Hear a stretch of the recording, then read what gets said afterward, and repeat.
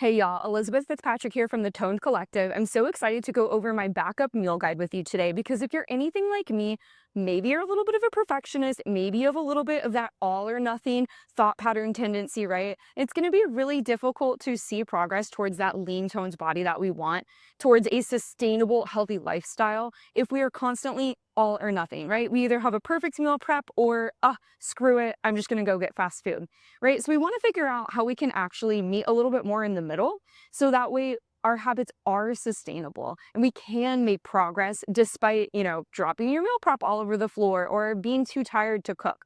So it's exactly what we're going to go over today in this guide.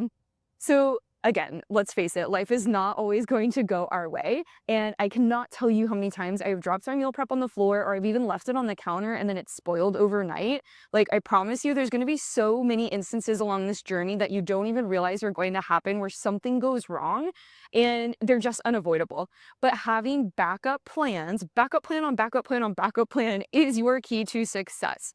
So our meals do not always have to be perfect. It doesn't have to be a perfect meal prep thing every time. So this guide is designed exactly to just keep you prepared throughout of like all of the things life is going to throw your way along this journey.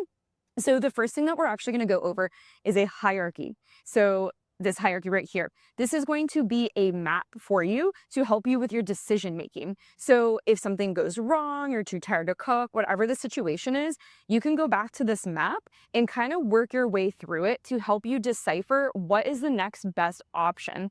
Because sometimes success looks like, doing a rotisserie chicken instead of going to a fast food restaurant. Sometimes success is going to look like going through the fast food drive-through versus skipping a meal, right?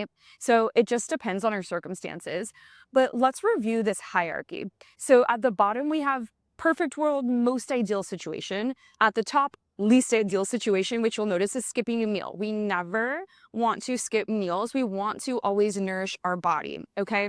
So we're going to kind of work our way through this. So again, in a perfect world, we're eating all whole foods made exactly as nature made it. So maybe you grill a steak, right? Steamed broccoli, fresh fruit, boil some eggs, right? So all whole foods, very, very fresh. Okay.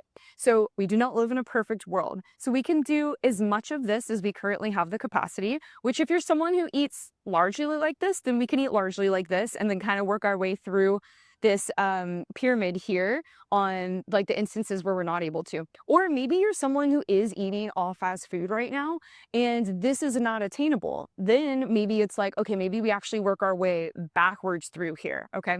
So for example, let's just say that we have our meal prep and we're kind of somewhere in here. Maybe we have whole foods or the next layer up, which would be like minimally processed foods.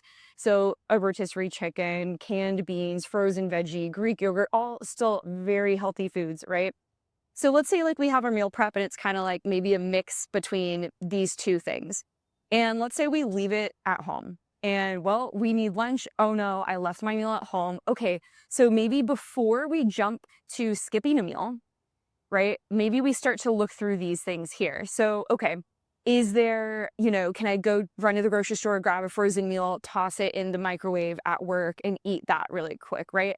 Okay, maybe I have some like deli meat or crackers or things like that. If not, okay, yeah, then maybe the fast food or, it doesn't have to be fast food, but like some other restaurant is better, right? And there's also the hierarchy with restaurants as well, which maybe I'll have to make a whole nother video about that. But can we go to a Chipotle instead of going to an In-N-Out burger, right? But remember, we never want to skip meals. And then again, vice versa. Let's say you're someone who maybe you're eating more processed foods, right? Well, how can we start to maybe just work our way backwards through here? So the point of this is to get you to understand that it doesn't have to be all or nothing. Just because we're not eating a perfect meal does not mean we skip the meal. And it also doesn't mean we have to jump straight to the process. We can work our way through this. And so throughout the rest of the guide, I have different foods that I like to always keep on hand as backup meal options in the instance that something goes wrong. Maybe you even make a meal and it just tastes horrendous. I have done that before. I have also burned entire meals. Trust me, I have done it all. That is why I made this guide for you guys. So let's start off with some things that I like to keep in my freezer. So here are some meats. I love some frozen pot roast because you just pop it in the microwave. Takes like just a few minutes. So good. Applegate Farms has a ton of really good options. I like these breakfast sausages. I'll do this for breakfast often, or even as a snack if I want to get like some extra protein in. Which, by the way, just because I have these like specific brands on here, you like if you're not in Texas, you may not have an HEB, right? So you can see if your grocery store has like another variation that is similar. So it does not need to be these exact brands. Um, or here, so like so chicken strips. If you have access to Real Good, I do think Real Good is a good brand if your grocery store has access to it. But yeah, some naked chicken strips, which you'll see down here. I also have not naked chicken strips breaded. Um, Turkey meatballs, or really any form of meatballs, is such a good one. Tasty, easy to heat up. Toss some like tomato sauce if you want on it. And then here, again, coming back to Applegate Farms, they have gluten-free, they also have not gluten-free. They also have a bunch of different varieties, like, they've got the spicy version, they've got the spicy version that's like, that you would just, like, throw on, like, hamburger buns kinda thing. So lots of good options. One of the things I like about Real Good is I'm pretty sure that they bread it in chickpea, which is a little bit healthier, so that's fun. Alexia is another good brand, but again, it doesn't have to be these specific brands, but, like, sweet potato fries or, hash browns, something like that. They also have like bagged quinoa or couscous or things like that, or even frozen bagged rice. Like here's another example of just like a steamable fried rice that's super easy. Edamame is great because it's higher in protein as well. I always have mixed veggies, and then I always have some of these blendables. Like you can just pop it in the blender and make yourself a smoothie. So do I have more free? Oh yeah, I do have some backup. These are freezer meals, right? So Amy's is a good brand, doesn't have to be that, but here are just like some examples of ones that I might have.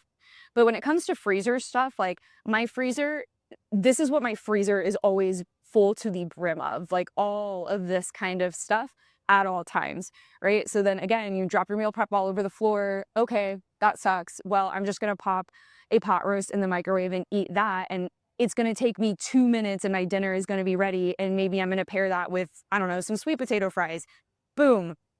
3 minutes, still pretty healthy, right?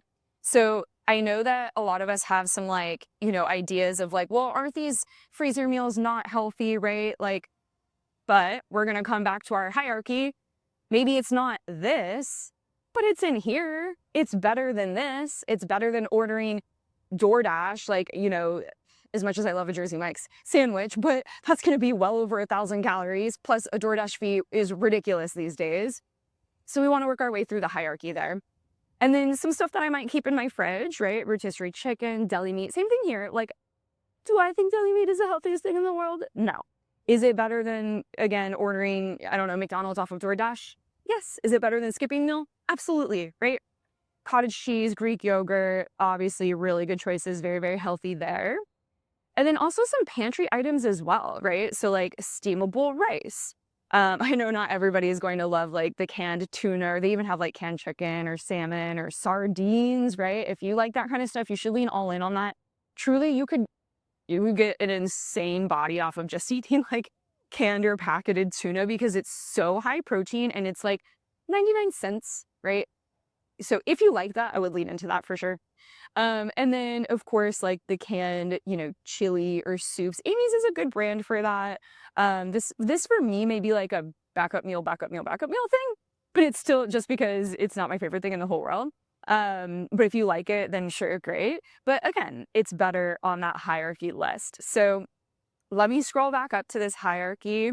I would really recommend can I zoom out on it a little bit? There we go. I'm going to really recommend that you take a screenshot of that right there and save it somewhere on your phone. So that way the next time you're like, oh no, what do I do? How do I go through that hierarchy list? You have it right there available for you. So I hope that you found this video really useful, and I will see you in the next one. Bye guys.